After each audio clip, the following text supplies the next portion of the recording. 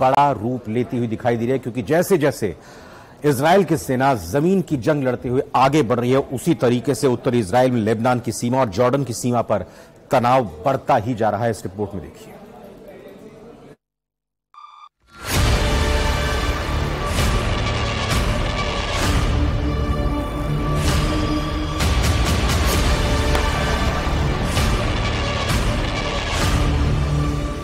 मोर्चों पर जंग चल रही है।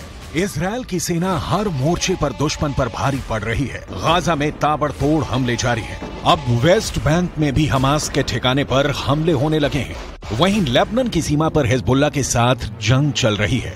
लेकिन पश्चिम एशिया के सबसे अस्थिर इलाके में जब इस तरह के हालात हों तो दुनिया को चिंता सताने लगती है कि यहाँ भड़की एक चिंगारी अरब देशों में आग भड़का सकती है और वो आग ज्वालामुखी का रूप ले सकती है, जिसमें सुपर पावर अमेरिका के हाथ भी जल सकते हैं।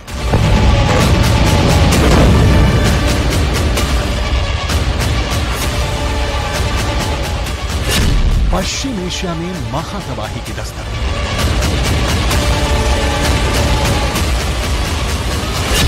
महायुद्ध में अमेरिका के हथियारों की एंट्री।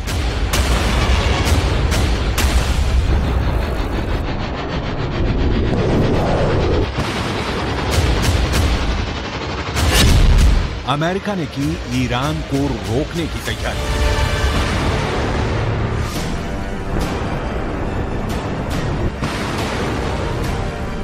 इजरायल और हमास के बीच चल रही जंग में अमेरिका की एंट्री से ईरान परेशान है और लगातार अमेरिका को धमकियां दे रहा है। अमेरिका को भी पता है कि अगर इजरायल और हमास का युद्ध गाजा से निकलकर लेबनान या सीरिया तक भी पहुंचता है तो इस जंग में अमेरिका को कूदना पड़ेगा, क्योंकि उसके बाद ईरान छिपकर वार करने की जगह खुलकर इजरायल के खिलाफ हमला बोल देगा, जिसकी शुरुआत हो चुकी है। पिछले 4 दिनों में हर रोज अमेरिका पर हमले हुए। इराक में अमेरिका के मिलिट्री बेस को मिसाइल और ड्रोन से निशाना बनाया गया। सीरिया में भी अमेरिका के सैन्य ठिकानों पर हमले हुए, तो यमन से भी हूथी आतंकियों ने मिसाइल और ड्रोन से इजरायल पर ताबड़तोड़ हमला करने की कोशिश की, जिसे लाल सागर में तैनात अमेरिका के एक युद्धपोत ने नाकाम कर दिया।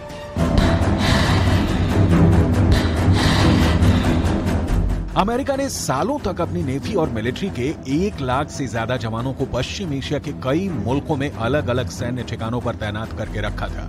लेकिन जो बाइडेन के राष्ट्रपति बनने के बाद नीतियां बदली और अमेरिका ने पश्चिम एशिया से ध्यान हटाकर अपना ध्यान हिंद प्रशांत महासागर में लगाया और इराक और सीरिया में तैनात अपने रक्षा कवच को कम करके थार्ड और पैट्रियट सिस्टम को पैसिफिक में लेकर चले गए। और अब जब ईरान के इशारे पर अमेरिका के सैन्य ठिकानों पर हमले किए जा रहे हैं तो अमेरिका को अपनी सुरक्षा व्यवस्था फिर से मजबूत करनी पड़ रही है। मिलिट्री एक्शंस के लिए उसने ऑलरेडी मेडिटेरियन सी में अपने 2 aircraft carrier with frigates, with warship, with destroyers, with submarines and with different types of aircraft already deploy कर दिए हैं। इसके साथ साथ वो जितने अपने मिलिट्री बेसिस हैं उन मिलिट्री बेसिस को स्ट्रेंथन करेगा और वहां पर हर तरह का एयरक्राफ्ट और एम्यूनिशन को पहुंचाएगा। सितंबर 2021 की जानकारी के मुताबिक पश्चिम एशिया में अमेरिका के 36 सैन्य ठिकाने थे, जहां करीब 43,000 जवानों की तैनाती थी और पूरे पश्चिम एशिया में एक सुरक्षा चक्र तैनात था।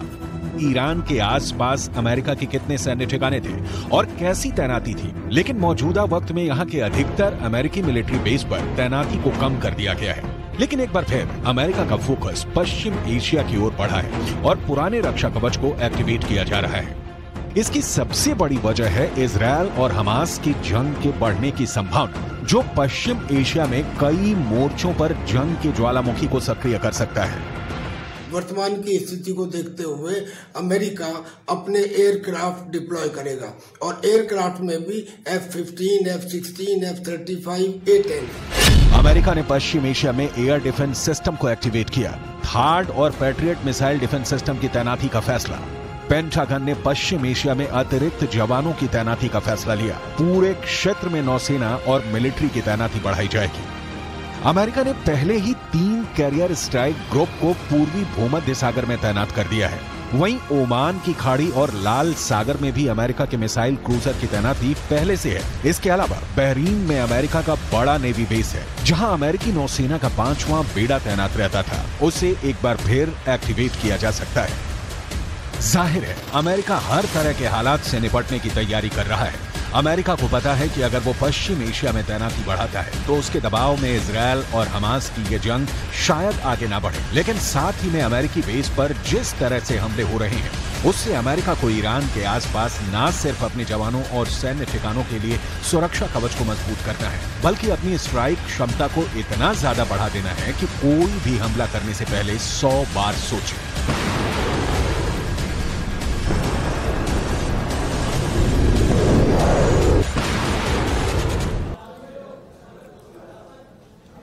जो अभी स्थिति बनी हुई है पश्चिम एशिया में, इसकी शुरुआत दरअसल अगर पीछे मुड़कर देखें तो 7 अक्टूबर को हुई थी, जब हमास के लड़ाकों ने इजराइल पर धावा बोल दिया था, उनके घर में घुसकर हमला किया था। 1400 इजराइल के नागरिकों की हत्या कर दी गई थी और हमास ने अपने इस अभियान का नाम ऑपरेशन अल अक्सा फ्लड दिया था। जरा पीछे मुड़कर भी एक बार देखते हैं।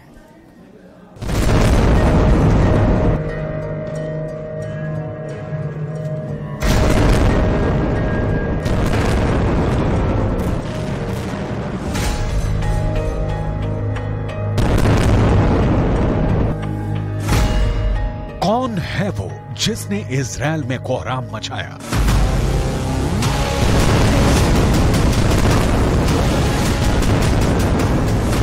कौन है वो जिसने इजराइल को खून के आंसू रुलाए?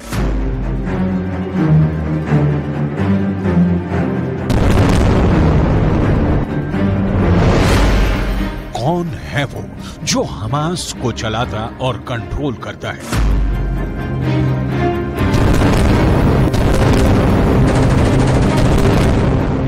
ये वो चेहरा है जो गाजा में नहीं है, लेकिन इजराइल को इसकी तलाश है। ये वो चेहरा है जिसे इजराइल पर हमलों का मास्टरमाइंड कहते हैं, लेकिन गाजा से 1700 किलोमीटर दूर कतर में बैठा हुआ है, जिसने वहां बैठे बैठे इजराइल पर अब तक के सबसे बड़े हमले की पूरी प्लानिंग तैयार की और इजराइल में चारों तरफ कोहराम मच गया।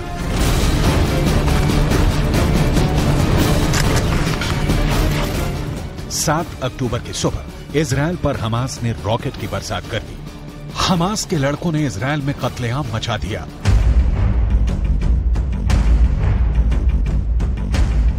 और ठीक उसी समय एक और दावा किया गया। कतर की राजधानी दोहा के एक आलीशान ऑफिस में हमास चीफ इस्माइल हानिया और उनके साथी टीवी चैनल पर सब कुछ देख रहे थे। इस्माइल के चेहरे पर एक सुकून भरी मुस्कान थी। उस खूनी मंजर को देखकर उन्होंने अपने साथियों के साथ सजदा करके अल्लाह का शुक्रिया अदा किया। इधर हमास पर जवाबी कार्रवाई करते हुए इजराइल ने गाजा पर एयर स्ट्राइक कर दिया। एक दिन में पूरे गाजा की सूरत बदल दी। हर तरफ तबाही दिखने लगी और सैकड़ों लोग मारे गए।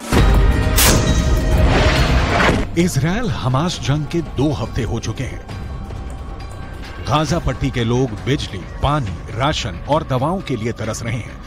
महज 2 हफ्ते में 4000 से ज्यादा फिलिस्तीनियों की मौत हो चुकी है। लेकिन इस जंग की शुरुआत करने वाला हमास चीफ इस्माइल हानिया कतर में आलीशान तरीके से सुरक्षित बैठा है। इजराइल की खुफिया एजेंसी मोसाद के मुताबिक इस्माइल हानिया 2019 से ही कतर में रह रहा है। कतर में ही हमास का एक राजनीतिक दफ्तर भी है, जिसे कतर की सरकार सुरक्षा उपलब्ध कराती है। और वहीं रहकर हमास चीफ इस्माइल हानिया इजराइल के खिलाफ साजिश रचता है। मतलब ये कि इजराइल से अपनी जान बचाने के लिए वो खुद तो कतर में है, लेकिन जिनके बूते उसने गाजा में अपनी सत्ता बनाई, उन्हें मरने के लिए छोड़ दिया है। इस्माइल हानिया का जन्म 29 जनवरी 1962 को गाजा पट्टी के एक रिफ्यूजी कैंप में एक मछुआरे के घर हुआ था।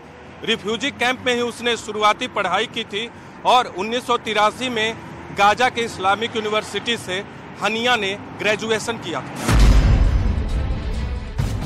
और इसके बाद से ही वो हमास के साथ जुड़ गया। इस्माइल हानिया के लाइफ का सबसे बड़ा टर्निंग पॉइंट तब आया जब उन्हें उस वक्त के हमास चीफ शेख अहमद यासीन का सेक्रेटरी अपॉइंट किया गया। अपने तेज दिमाग से उसने यासीन को प्रभावित किया। यासीन उस पर आंख मूंद कर भरोसा करने लगा। तब के हमास चीफ अहमद यासीन की मौत के बाद 2006 में हमास ने इस्माइल हानिया की लीडरशिप में चुनाव लड़ा और फतेह पार्टी को सत्ता से बेदखल कर दिया। साल भर बाद 2007 में फिलिस्तीनी राष्ट्रपति ने हानिया की सरकार को बर्खास्त कर दिया, लेकिन हानिया ने इसे मानने से इनकार कर दिया और गाजा पट्टी पर अपनी पकड़ बनाए रखी। हानिया गाजा पट्टी पर अपनी सरकार चलाता रहा। 2013 में इस्माइल हानिया को हमास का डिप्टी चीफ बनाया गया और 4 साल बाद 2017 में हमास के फैसले लेने वाली शूरा काउंसिल ने उसे हमास का चीफ बना दिया। तब से हानिया हमास का चीफ है। बताया गया कि जब इस्माइल हानिया के पास गाजा की सत्ता आई तो उसने गाजा पट्टी में हर चीज के आयात टैक्स बढ़ा दिया। मिस्र से आने वाली हर चीज पर उस पर रिश्वत लेने के भी आरोप लगे। इजरायली वेबसाइट ने दावा किया कि हमास ने गाजा पट्टी में सुरंगें बनाई जिसमें 20% हिस्सेदारी है। ब्रिटेन के एक अखबार ने दावा किया कि इस्माइल हानिया के पास 33,000 करोड़ से ज्यादा की संपत्ति है। हानिया के पास गाजा में ही कई बड़े इमारतें और विला हैं। इसके अलावा कतर और कई अरब देशों में उसके होटल हैं। मतलब हमास चीफ इस्माइल हानिया जो इजरायल और हमास जंग का जिम्मेदार है, जिसकी वजह से 2 देशों में कत्लेआम मचा है, वो फिलहाल एक आलीशान जिंदगी जी रहा है और उसके लोग गाजा में हुई तबाही में फंसे हैं।